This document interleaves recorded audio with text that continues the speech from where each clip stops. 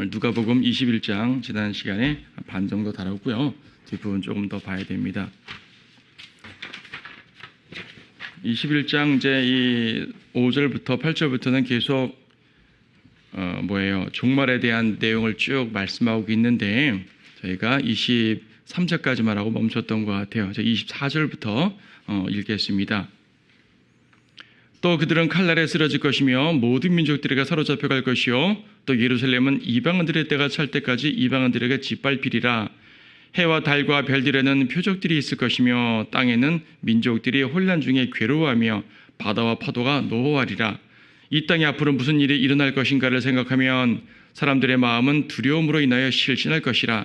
이는 하늘의 권능들이 흔들릴 것이기 때문이라. 그때 사람들은 인자가 구름을 타고 권세와 큰 영광으로 오는 것을 보리라. 그러나 이런 일이 일어나기 시작하면 위를 보고 너희의 머리를 들라. 이는 너희의 구속에 가까이 왔음이라고 하시더라. 또 그들에게 비유로 말씀하시기를 무화과 나무와 모든 나무들을 보라. 그것들이 싹을 내면 너희가 보고 이제 여름이 가까운 줄 너희 자신이 아느니라. 너희도 그와 같이 이런 일이 일어나는 것을 보면 하나님의 나라가 가까운 줄 알라. 진실로 내가 너희에게 말하노니 이 세대가 지나가기 전에 이 모든 일이 이루어지리라. 하늘과 땅은 없어져도 내 말들은 결코 없어지지 아니하리라. 33절까지 읽었습니다. 자, 8절부터 이어지는 이 종말의 내용들이 뭐라 그랬습니까? 8절에 이제 많은 사람들이 미혹한다 그랬죠. 자기가 적그리스도라고 이제 말한다고 그러고 9절 10절에서는 전쟁과 소유가 점점 심해진다 그랬고요. 11절에서는 자연재해, 그러니까 기근, 역병, 지진 같은 자연재해들이 더 늘어난다 그랬습니다. 11절에서는 하늘의 표적들이 또 나타난다 그랬고 저 뒤에 이제 이스라엘의 회복도 있을 것이라고 합니다. 그리고 우리가 지난 시간에 본 것은 20절에서 예루살렘이 포위가 돼서 패망하는 것, 이런 일들을 보게 되는데 이때 산으로 예루살렘에 유대에 있는 사람들은 산으로 도피하라고 말하고 이런 모습들을 볼 때 대환란은 전 세계적으로 임하는 대환란이지만 특히 이스라엘 땅에 집중된다는 것을 알 수 있었습니다. 앞에서 말하는 미혹이나 전쟁, 기근 같은 것들도 인류사에 없었던 적이 없지만 그러나 마지막 때가 될수록 더욱더 극심해지고 대환란 때는 계시록에 있는 그런 극심한 일들이 벌어진다는 것을 우리는 이제 보았죠. 자, 오늘 24절 보게 되면 또 그들은 칼날에 쓰러질 것이며 모든 민족들에게 사로잡혀간다. 이스라엘이 이제 멸망하고 사로잡혀간다는 말이죠. 또 예루살렘은 이방인들의 때가 찰 때까지 이방인들에게 짓밟히리라. 이방인들의 때라는 표현을 썼습니다. 이방인들의 때 하니까 언뜻 생각할 때 경륜적으로 그래 구약은 유대인들의 때, 신약은 이방인들의 때. 신약 시대를 말하는 것인가? 교회 시대를 말하는 것인가? 그런 말이 아니에요. 그런 말이 아니고 여기서 이방인들의 때라는 말은 문맥적으로 예루살렘이 이방인에게 짓밟힌다 그랬잖아요. 그래서 이방인의 때는 예루살렘이 이방 권세가 차지하는 때를 말하는 것입니다. 이방 권세. 핵심이 지금 예루살렘, 이스라엘 땅에 핵심이 있는 거예요. 이스라엘 땅이 예루살렘이 어떻게 되는 것인가? 예루살렘에 이방인들의 때가 온다는 얘기예요.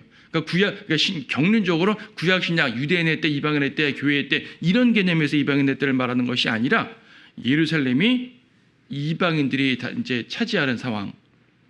이방인들이 차지하는 상황이 언제냐 하면 바빌론 포로 때부터예요, 사실은.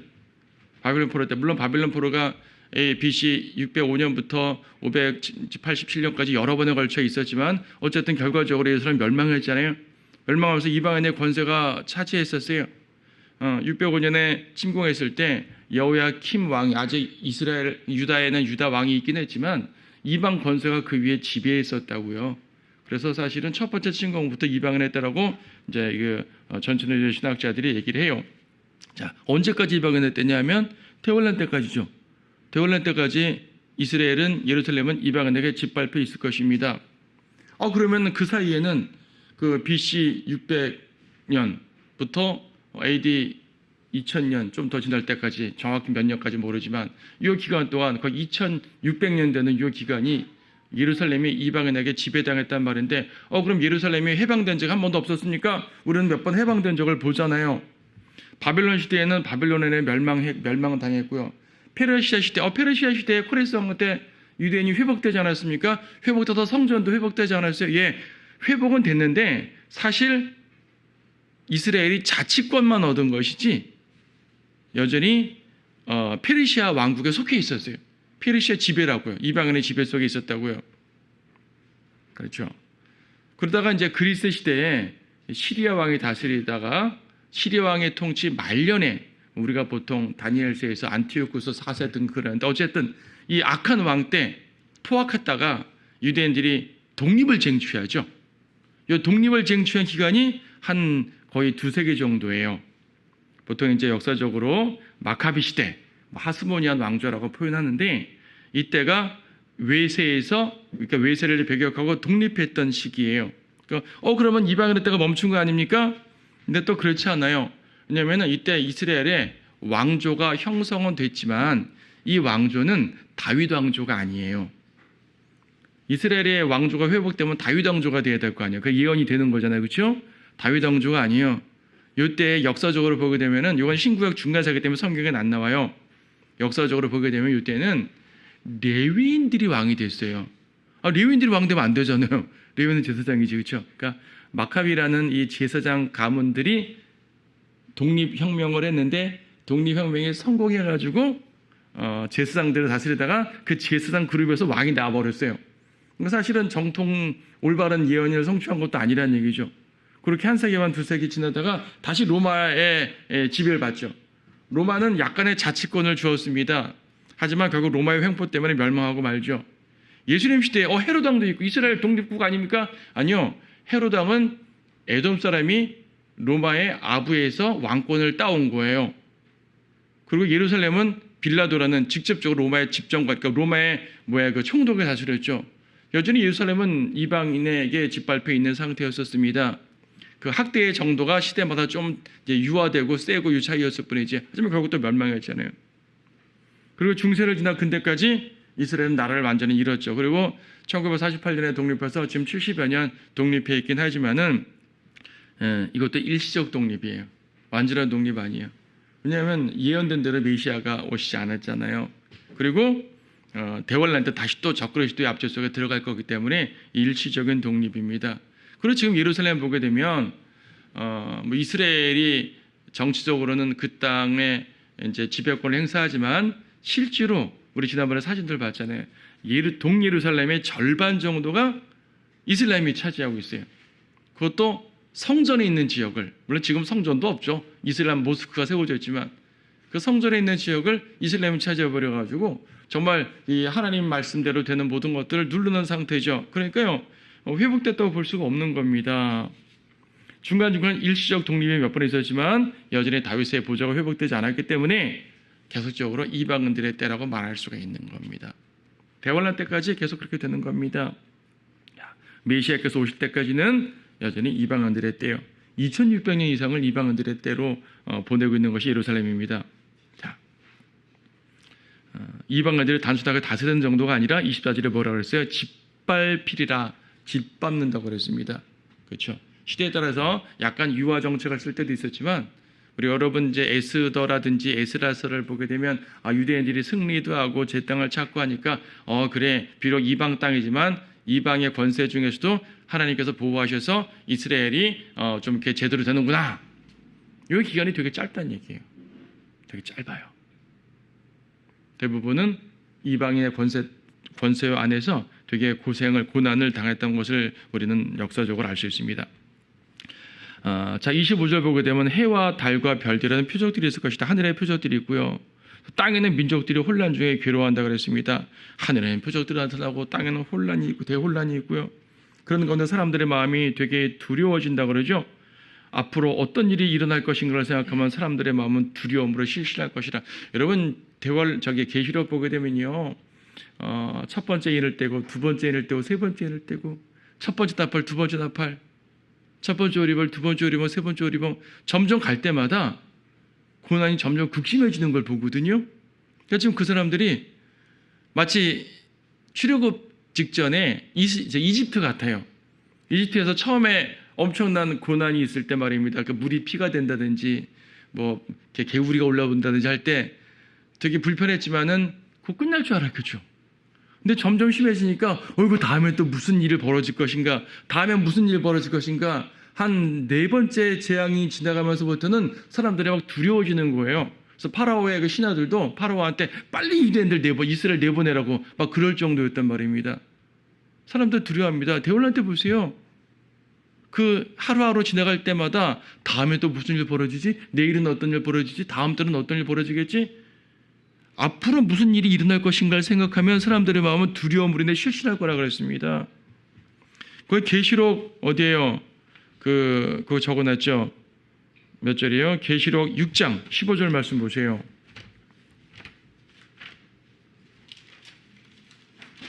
(6장 15절) 말씀 보게 되면 이거 이제 이 대환란이 끝나는 장면, 재림 장면 이거 관련된 내용이지만 그 대환란 끝부분에 어떤 일이 벌어지냐면은 15절에서 땅의 왕들과 위대한 자들과 부자들과 대장들과 힘 있는 자들과 모든 종과 모든 자유인이 각자 터굴과 산들의 바위 틈에 숨어서 산들과 바위들이가 말하기를 우리 위에 떨어져서 보좌에 앉으신 분의 얼굴과 어린 양의 진노에서 우리를 숨기라.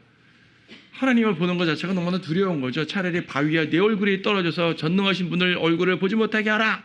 얼마나 비참한 모습이겠습니까? 그렇다고 주님의 진노를 피할 수 있는 건 당연히 아니겠지만 그만큼 괴로워한다는 얘기죠. 예, 그렇게 될 겁니다. 26절에서도 뒷부분에 하늘의 권능들이 흔들린다는 말도 하고요. 예.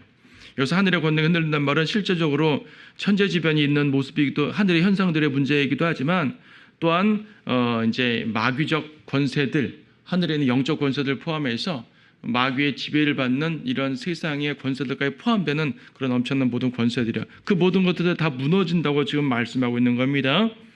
27절에서는 인자가 구름을 타고 권세와 큰 영광으로 오는 것을 보리라. 인자가 구름 타고 오는, 예수님 구름 타고 오신대요. 여러분, 구름 타고 오신다는 말을 두 가지 모두 해석할 수 있는데, 첫 번째로 문자적으로 구름 가운데 오시는 걸 말하는 겁니다. 주님 오실 때 구름 밑에 같이 오니까 마치 이제 구름을 타고 오는, 뭉게뭉게 타고 오는 것처럼 보이지만 구름 안에서 오는 것이 오시는 거죠. 구름 안으로 오신다는 것이 이상한 것이 아닌 것은, 여러분 구약 성경을 보게 되면 하나님께서 임재하시는 모습이 항상 구름 가운데 오셨었어요. 여러분 어디에요? 출애굽기 34장 5절 말씀 보시게 되면, 여기다가 선을 끼워놓고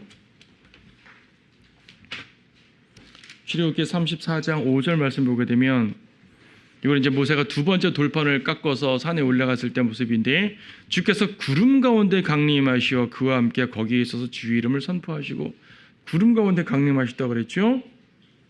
그리고 이제 레위기 16장 2절에 보더라도 이건 대제사장이 지성소에서 주님을 만나는 장면인데, 레위기 16장 2절에서 주께서 모세에게 말씀하시기를 내 영 아론에게 이르라. 그는 언약궤 위에 있는 자비서가 휘장한 성소에 아무 때나 들어오지 말지니 그리야 그가 죽지 않으리라. 이는 내가 구름 가운데서 자비서 위에 나타남이라. 구름 가운데 나타난다 그러셨잖아요. 그렇죠? 역대하 5장에서는 솔로몬이 성전을 완성한 장면입니다.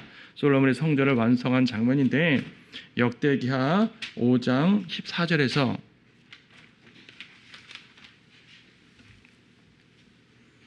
그러므로 제사장들이 구름으로 인하여 서서 섬길 수가 없었으니 이는 주의 영광이 하나님의 전을 가득 채웠음이라. 구름은 하늘에 있는 거잖아요.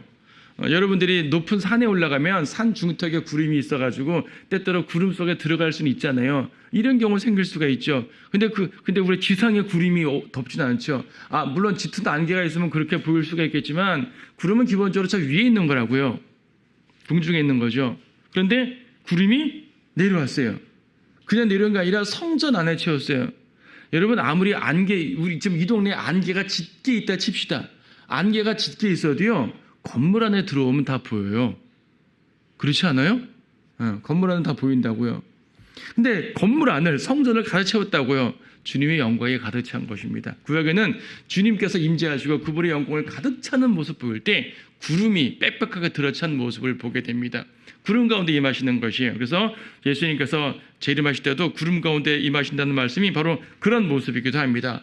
구름은 주님의 영광 자체를 보여주고요. 에스겔이나 다른 많은 예언들에서도요, 메시아께서 오실 때 그러한 그 천둥과 번개와 구름과 나팔 이런 모든 것들이 언급되는 걸 보게 됩니다. 그런 의미예요. 영광 가운데 오시는 거죠. 그런가 하면 또 한편으로 뭐냐면 히브리서 12장을 주어보게 되면은 구름 같은 많은 증인들이라고 말합니다. 성도들이 수많은 성도들이 구름처럼 빽빽하단 말이에요. 그래서 이제 주님께서 구름들과 함께 오신다는 말은 그런 수많은 성도들과 함께 오신다는 그런 의미도 됩니다. 둘 다 적용될 수 있는 본문이에요. 어쨌든 주님께서 이렇게 오시는데 그냥 구름만 타고 오는 것이 아니라 손오공처럼 구름만 타고 쏙 오시는 것이 아니라 권세와 큰 영광으로 오신다 그랬어요. 구름 자체가 주님의 영광이라고 표현했잖아요. 주님의 임재와 영광에서 말할 때. 그러니까 권세와 큰 영광입니다. 예수님께서 출임 때는요 권세와 영광으로 오시지 않았어요. 예수님께서는요 마구간으로 오셨어요. 아무도 모르게 오셨죠. 아무도 모르게 오셨습니다. 물론 이제 아무도는 아니죠. 주님께서 계시해 주신 사람들 목동들도 있고 동방의 현자들도 있고 있지만은요 드러나게 오시지 않았잖아요. 드러나게 오시지 않았어요. 겸손하게 오셨죠. 하지만 제 이름 때는 모두에게 드러나게 오실 것입니다. 모든 사람들이 주님을 볼 것이라고 말하죠. 모든 사람이 보도록 오신다고 말합니다. 계시록 1장 7절에서 모든 사람이 주님을 본다고 말씀하죠. 보라 그가 구름들과 함께 오시리니 모든 눈이 그를 볼 것이며 그를 찌른 자들도 볼 것이요 또한 땅의 모든 족속이 그로 인하여 애곡하리라 그대로 되리로다. 스가랴 12장에 있는 말씀을 인용했는데요. 모든 사람들 심지어 주님을 찌른 사람들까지도 본다. 주님을 죽인 그 사람들 유대인들 이방인 할 것 없이 모두가 주님을 보게 된다고 말씀하고 있습니다. 마태복음 25장에서는 주님께서 오셨을 때 영광의 보좌에 앉는다고 말해요. 그러니까 다윗의 보좌에 앉아 통치하는데 그 다윗의 보좌가 초라한 보좌가 아니에요. 영광의 보좌예요. 이스라엘의 왕이고 온 땅의 왕이시거든요. 영광의 보좌. 심판주로서의 모습이란 얘기입니다. 주님 때는 구세주로서 구원자로서 오셨지만 제 이름 때는 심판주와 왕으로서 오신다는 것을 우리가 알 수 있는 거죠.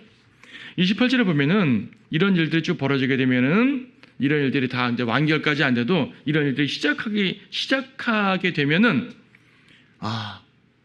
구속에 가까웠음을 알고 기뻐하라는 얘기입니다. 대환란이 시작될 때 기뻐할 수가 있어요? 어떻게 대환란이 시작할 때 기뻐하죠? 고통이잖아요. 크게는 7년이고 짧게는 극심한 고통은 3년 반이니까 이 기간 동안에 어떻게 기뻐할 수 있죠? 하지만 뭡니까? 이제 시작됐구나. 주님께서 그분의 모든 예언을 통해서 이루실 거구나. 그렇기 때문에 이제 위로를 받을 수 있는 거죠. 주님께서 하신다는 사실을 믿음으로 말미암아 그들은 구속에 가까웠음을 알게 되는 거죠. 이사야 40장에 보게 되면 내 백성을 위로하라 라고 말합니다. 그녀가 주의 손에서 배로 받았다 그럽니다. 이미 받을 거 다 받고 고통받았으니까 이제 위로받을 일밖에 남지 않았죠. 자, 대환란은 그 자체가 고통이지만 끝이 올수록 구속에 가까울 거니까 기뻐하라는 위로의 말씀입니다. 자, 근데 이 말씀 우리의 구속이 가깝다. 여러분 하늘을 보면서 주님 곧 오실겠죠. 아멘. 곧 오시옵소서. 우리의 이런 지상 모든 삶에서부터 우리를 빨리 데려가 주십시오. 소망합니다. 이렇게 종종 기도할 수 있잖아요. 하늘을 보면서. 근데 이 문맥은 교회에게 하시는 말씀이 아니라 이스라엘에게 하시는 말씀이거든요. 그리고 교회의 휴거가 아니라 대환란을 말하는 거란 말입니다. 그래서 이 구절이 직접적으로 우리에게 신약 교회에게 적용되진 않아요. 하지만 너희의 구속에 가까운 줄 알라라는 말을 자체는 맞잖아요. 또 왜냐하면 어쨌든 교회는 대환란 전에 휴거되니까 아직 대환란은 오지 않았어요. 근데 대환란의 징조들이 막 여기저기 보인단 말이에요. 이제 시한부 종말론자처럼 몇 년 후에 온다 이런 말은 안 하겠지만 점점 때가 가까우시니까 그런 징조들이 막 보인단 말이에요. 그러면은 우리는 대환란에 들어가지 않지만 그 전에 휴거될 테니까 오히려 우리야말로 더욱더 구속에 가까웠음을 하는 거죠. 우리는 이미 예수님 믿고 혼의 구속은 이뤘지만 몸의 구속은 아직 안 됐잖아요. 이 세상 삶 속에서 고통받잖아요. 그 모든 것들로부터 구속받으려면 빨리 올라갈 수밖에 없어요. 우리는 그날을 모두 기다린단 말이에요. 그렇죠? 그래서 이 구속에 가까웠음을 기뻐하라는 말, 가까웠다는 그 사실은요, 문맥적으로는 유대인들이 하시는 말씀이지만 우리도 이 말씀을 통해서 위로를 받을 수가 있죠. 여러분 모두 주님께서 오실 날에 가까웠다는 사실을 통해서 더 힘을 얻으시기 바라요. 주님께서 오실 날에 가깝다는 말은 성도들에게는 이거 엄청난 또 하나의 일종의 말하면 복음이죠. 얼마나 기쁜 일이에요. 사람들은 주님 오시는 걸 두려워한단 말이야. 믿지 않는 사람들은 그러겠지만 믿는다는 성도들이 두려워할 이유가 없죠. 올라갈 텐데. 올라가면 내가 상을 못 받겠지. 상 못 받는 건 물론 좀 안타깝죠. 책망 받겠지. 책망도 받겠죠. 근데요. 책망받는 두려움이 더 커요? 주님 만난다는 기쁨이 더 커요? 저는 주님 만나는 기쁨이 더 클 것 같은데요. 사람마다 다를 수 있겠나요? 물론 책망 저 두렵습니다. 안 두려운 거 아니죠. 근데 여러분, 우리의 지상 삶이 더 많이 주어진다면 솔직히 어떠세요? 상급 쌓을 일이 많을 것 같아요? 잃을 일이 많을 것 같아요? 사람마다 다르겠죠. 근데 우리가 죄 짓고 그 상급 잃어버리고 책망받을 만한 일들, 그런 일들 많이 생긴단 말이에요. 그렇죠? 사실 그 모든 것보다 이 어두운 세상에서 빨리 주님께 올라가는 것 자체가 가장 큰 기쁨이고 소망입니다. 세상에서 고난스럽잖아요. 여러분, 세상에서 좀 부자 되고 성공한다고 해가지고 세상이 좋습니까? 그건 아니잖아요. 여러분, 좋은 차를 탄다고 세상이 좋은 건 아니죠. 그렇죠? 예. 여전히 세상 가운데 고통을 받는 것이고 우리는 속히 올라가길 바라는 것이에요. 주님께서 오신다는 사실은 우리에게 기쁨이요 소망입니다. 위로예요. 데살로니가전서 4장에서 말씀하시잖아요. 휴거에 대해서 쭉 언급하신 다음에 그러므로 이러한 말로 서로 어떻게 하라? 위로하라. 다른 위로도 필요하지만 이 위로가 가장 큰 위로예요. 주님이 주시는 위로란 말이에요. 그래서 우리는 이런 말씀들을 통해서 비록 이스라엘이 하신 말씀이지만 우리는 우리에게 적용하면서 영적 적용하면서 힘을 얻게 되는 것입니다. 29절 보면 무화과 나무의 비유인데요. 보통 마태복음에서 무화과 나무의 비유라고 말하지만 여기는 무화과 나무와 또 모든 나무들, 다른 나무들 포함해서 말하고 있습니다. 하지만 핵심은 무화과 나무예요. 무화과 나무가 싹을 내면 너희가 보고 이제 여름이 가까운 줄 아느니라 했습니다. 여기서 이제 주님이 특별히 무화과 나무를 언급하신 이유는 기본적으로 무화과 나무가 이스라엘을 상징하는 겁니다. 여러분, 마가복음 11장 보게 되면 마가복음 11장 보면 주님께서 성전에 들어가실 때 무화과 나무에서 열매를 얻으려고 했다가 열매 없는 걸 보고 무화과 나무를 저주하신 장면이 나옵니다. 11장 20절 보게 되면 아침에 그들이 지나갈 때 그 무화과 나무가 뿌리로부터 말라버린 것을 보고 주님께서 저주하셨는데 확 말라버렸어요. 순간적으로. 겉에 나무만 좀 나뭇잎한 이렇게 좀 이렇게 누렇게 된 것이 아니라 뿌리로부터 말라버렸다 그래요. 이거는 회복 불능이죠. 나무가 밑둥이 잘릴 수도 있고 뭐 이것저것 할 수도 있어도 뿌리만 살아있으면 살아나는 거 아니겠어요? 근데 뿌리채부터 말랐다. 얘는 완전히 죽은 겁니다. 근데 무화과 나무는요, 이스라엘을 상징해요. 성경에 보게 되면은 이제 나무들을 뭐 사람을 상징할 때도 있지만 왕국을 상징할 때가 종종 있어요. 신천지에서는 나무가 사람 상징한다 그래가지고 뭐 이만희 어쩌고저쩌고 하잖아요. 그런 말이 아니라 나무는 이스라엘 왕국들 상징할 때가 종종 나와요. 시편 80편에서는 이스라엘 민족 자체를 포도나무라고 비유했거든요. 그리고 누가복음 13장에서도 이 무화과 나무를 이스라엘로 비유하셨죠. 이스라엘 나라 민족 자체를 말하는 겁니다.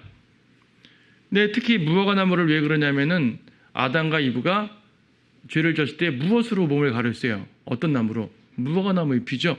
무화과 나무 잎. 그래서 무화과 나무 잎은 회개하고 주님께 은혜를 받는 것이 아닌 자기의 힘으로 뭘 해보려는 거 할 때, 자기의 힘으로 자기의 죄를 가려버리는 거, 이걸 자기의라 그러죠. 자기의로 가득 찬 이스라엘을 말할 때 이제 잎만 무성한 무화과 나무라고 표현을 하는 겁니다. 당시에 바리새인들이 그러고 많은 이제 유대인들이 그랬죠. 이스라엘의 그런 모습이에요. 근데 주님께서 그 모습을 저주하신 것입니다. 열매 없는 무화과 나무 다 없어버려. 없이 멸망시켰어요. 이 멸망이 뿌리채 이제 말랐다 그러니까 이건 회복 불능의 멸망이잖아요. 마치 AD 70년 이래로 예루살렘이 완전히 멸망해버리고 성전이 완전히 멸망해버리고 AD 136년 이래로 이스라엘 자체가 완전히 끝나버린, 이스라엘은 더 이상 국가로 설 수 없다. 그래도 로마 시대 때는 로마 제국 안에 자치 영토가 보장됐었는데 그것 자체도 허용되지 않는 상태가 1900년 이상 흘러버렸단 말이에요. 모든 사람들이 볼 때 이스라엘은 끝났다. 회복 안 돼. 그래서 무천년주의자들은 이스라엘이 회복된다는 것 자체를 믿지 않아요. 무천년주의자들은 요즘 우리 전천년주의자들 성전 회복 어쩌고저쩌고 다 콧방 묶여요. 이스라엘은 절대 회복되지 않는다. 대신 교회가 이스라엘을 대신한다. 이렇게만 말하는 거예요. 근데 우리는 교회는 교회 별도고 이스라엘은 이스라엘 회복되거든요. 주님께서 무화과나무에서 싹이 난다는 말은, 이 말을 제자들이 들었을 때는 당장 2, 3일 전에 있었던 그 사건을 기억하는 거예요. 주님께서 완전히 다 이렇게 이 말라 비틀어 버리게 저주해버린 그 나무 말하는 거네요. 왜냐하면 일반 무화과나무는요, 지금 당시에 다 일이 무성한 상태거든요. 이들이 머릿속에 떠올리는 그 나무는 뭐냐면 주님이 저주했던 그 나무예요. 그 나무가 싹이 난다? 말이 안 되죠. 왜? 뿌리채 멸망한데 어떻게 싹이 나요?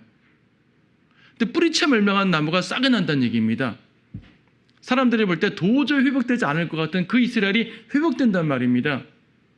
그게 1948년에 이스라엘이 독립한 걸 말하는 거예요. 그래서 여기서 무화과 나무가 잎이 연해지고 싹이 난다는 말은 이스라엘의 독립을 말하는 거죠. 이건 불가능한 일이거든요. 근데 됐어요. 사람들은 유대인들이 시오니즘 운동 등등 통해서 자기들의 노력을 했다. 물론 그들은 하나님의 도움이 아니라 자기들의 노력을 했다고 생각할 거예요. 하지만 주님께서는 이 모든 재림 프로그램을 이루시기 위한 첫 단계로 기회를 이루신 것이거든요. 아직 무성해지지도 않았고 아직 열매 맺지도 않았습니다. 하지만 싹이 난 거예요. 이제 주님의 역사가 시작된다는 걸 보여주는 거죠.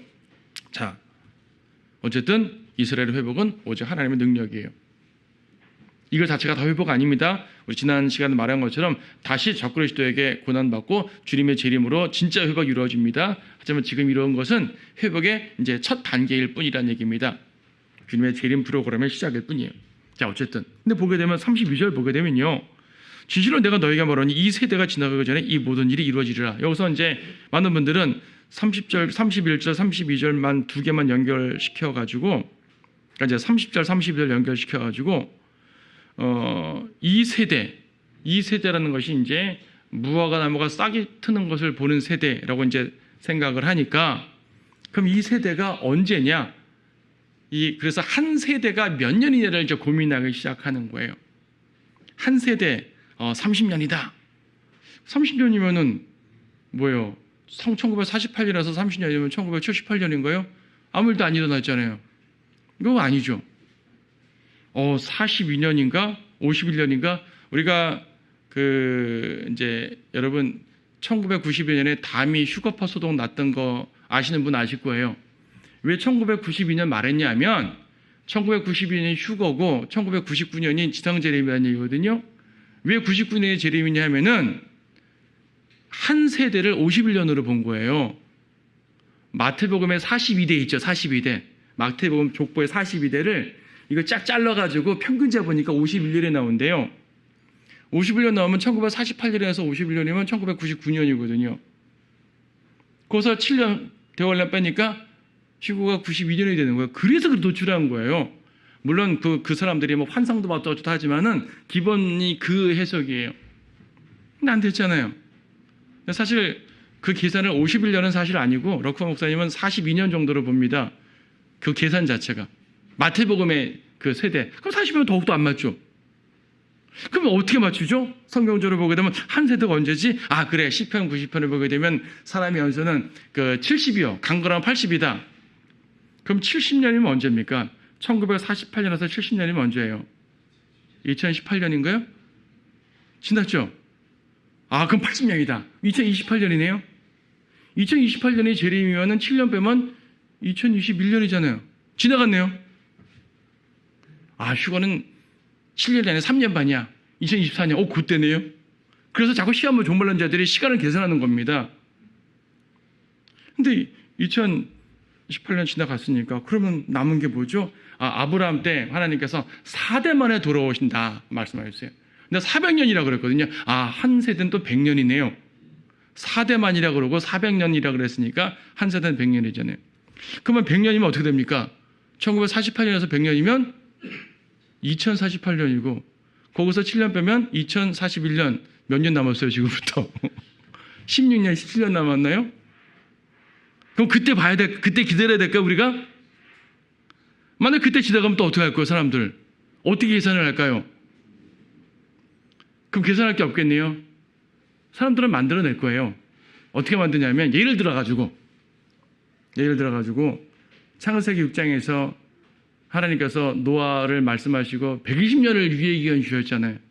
이것을 어떤 사람들은 인간의 원래 수명이 120년이라고 말을 주장하는 분들이 있어요. 한 세대가 120년이다. 또 그렇게 또 정하겠죠. 여러분 2048년에 아무 일 없으면 누군가 분명히 창세기 6장 말할 것 같아요. 자, 뭐죠? 이 한 세대를 기간으로 해석하게 되면 어떤 형태든지 시한부 종말론으로 갈 수밖에 없게 돼요.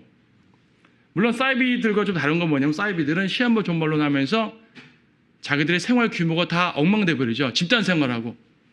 근데 이제 그리스도인들은 이렇게 계산하더라도 일반 시한부 종말론처럼 생활 규모가 없어지는 것이 아니라 항상 깨어있다는 개념으로 보긴 하지만 그래도 이렇게 시간 계산하는 것은요 항상 불안한 거예요. 저는 이것을 시간 계산으로 보지 않습니다. 사실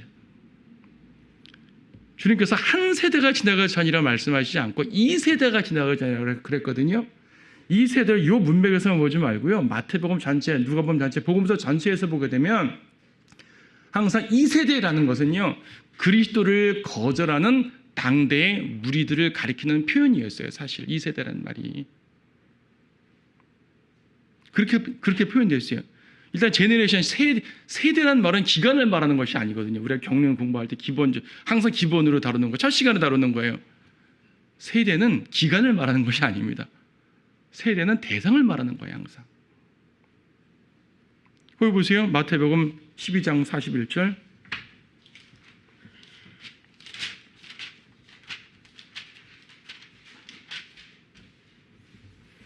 심판 때 니느웨 사람들이 이 세대와 함께 일어나서 이 세대를 정죄하려니, 이 세대, 그리스도를 거절하는 당대의 세대를 말하는 거죠. 마태복음 23장 36절에서 진실로 내가 너희에게 말하니 이 모든 것이 이 세대의 말이라. 이 기간 말 말하는 것이 아니라요 그 당대 주님을 거절한 사람들에게 말하는 겁니다. 누가복음 11장 50절에서도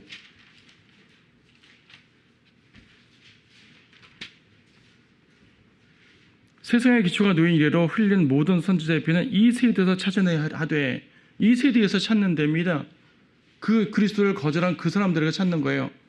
예수님께서 이 세대 할 때는 초림 당시의 사람들일 거 아니겠어요, 아무래도.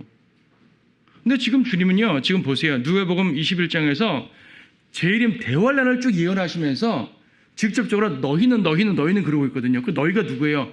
예수님 말씀 듣는 그 12 제자들을 말하는 거예요. 이제 확정되면 그 당시의 사람들, 그 사람들에게 직접 너희는 그러면서 대환란을 말해요. 이 사람들이 베드로가 대환란에 들어간단 말이에요? 아니잖아요. 주님께서는요 재림 때 상황을 초림 때 상황과 같이 만들어 주십니다. 재림 때는요 초림 때와 유사한 일들, 모든 것들이 비슷한 일이 벌어져요. 특히 초림 때처럼 재림 때에도 주님을 거절하는 이 악한 세대로 가득 찰 겁니다. 그래서 주님께서는 대환란을 예언하시면서 당대의 제자들이 겪을 것처럼 말씀하셨어요. 사실은 대환란을 말하는 건데, 그러면 지금 이 세대란 말이 당시에 예수님을 거절한 그 세대, 그런 모습들이 그때도 나타난다는 말입니다. 그 세대를 시간을 정하게 되면은 상당히 이상해져요. 우리가 뭔가 기대할 수 있지만은 그 기대가 벗어나게 되면 무너지게 되는 거죠. 그래서 이 말씀은요 예수님을 거절한 그 모든 세대들에게 경고하시는 말씀으로 이해를 하시는 것이 더 자연스럽습니다. 어쨌든 하늘과 땅이 없어져도 내 말들은 결코 없어지지 않는다고 말씀하시는데, 이 예언의 말씀은 확실히 이루어진다는 것이죠. 또 성경 보존의 증거 구절이기도 합니다. 자, 결과적으로 깨어있으라. 34절에서 너희는 스스로 주의하랍니다. 36절에서는 깨어서 항상 기도하랍니다. 깨어서 기도하래요. 이 세대가 방탕하고 술 취하고 이생의 염려로 가득 찬 그 세대처럼 우리의 마음이 그들처럼 되지 않도록 하기 위해서 주의하라고 말씀하는 겁니다. 그날에 온 땅에 거하는 모든 사람들에게 덫처럼 임할 것이기 때문이라. 대환란에 덫처럼 임한대요. 비슷한 말씀이 전도서 9장에서 죽음이 모든 사람에게 덫처럼 임한다고 말씀하고 있어요. 갑작스럽게 임하게 되는 겁니다. 주의해야 되는 겁니다. 평안하다고 세상처럼 살지 말고 주님 안에서 깨어 있어야 되는 거예요. 근데 36절에 보면 그러므로 깨어서 항상 기도하라. 그래야, 조건절, 그래야 장차 일어날 이 모든 일에서 피하게 된다. 그럼 깨어서 기도해야지 대환란을 겪지 않는단 말이네. 이렇게 또 후회를 또 하는 거예요. 끝까지 견뎌야 구원받는다는 말처럼 듣는 거죠. 이거는 누가복음 21장 전체가 무슨 문맥이라고요? 재림 문맥, 대환란 문맥, 이스라엘 문맥. 우리하고는 교리적으로 벗어난 부분입니다. 우리에게는 영적으로 적용해야 되는 거죠. 깨어 있어야지 주 앞에 선다. 깨어 있어야지 환난 당하지 않는다. 이건 환난 교리예요. 이것을 엉뚱하게 적용하다가 사람들이 이제 함정에 빠지는 거죠. 우리에게 영적 적용을 해서요. 그리스도의 심판석으로 적용을 해야죠. 우리도 주님을 분명히 만납니다. 우리가 날마다 영적으로 주님 만나는 거 말고 그분을 직접 눈으로 뵙게 될 텐데 믿지 않은 자들은 100번 심판에서 주님을 뵙겠지만 우리는 그리스도 심판석에서 주님을 뵙게 될 겁니다. 그때 깨어있지 못한 자들은 유업을 잃게 되겠죠. 그렇죠. 이 생을 살면서도요. 우리가 깨어있지 않으면 우리의 믿음이 점점 희석되고 그렇죠. 믿음을 지키기 어렵게 되는 게 많이 보죠. 믿음을 지키기 어렵다고 해서 우리가 구원을 잃어버리는 건 아니지만 유업을 잃어버릴 것이고 살아있는 동안 주님과 교제하는 그 풍성한 승리를 누리지 못하게 될 겁니다. 그래서 항상 이런 말씀들을 볼 때 교리적으로는 이제 이 재림 종말에 대해서 언급하지만 우리는 이런 것들을 통해서 더욱더 주님 만날 거 생각하고 깨어 있으면서 위로도 받고 힘도 받고 책망도 받고 경고도 받고 우리를 말씀의 거울로 돌이켜 볼 수 있는 그런 상황이 되어야 되겠습니다. 자, 오늘 여기까지 보겠습니다.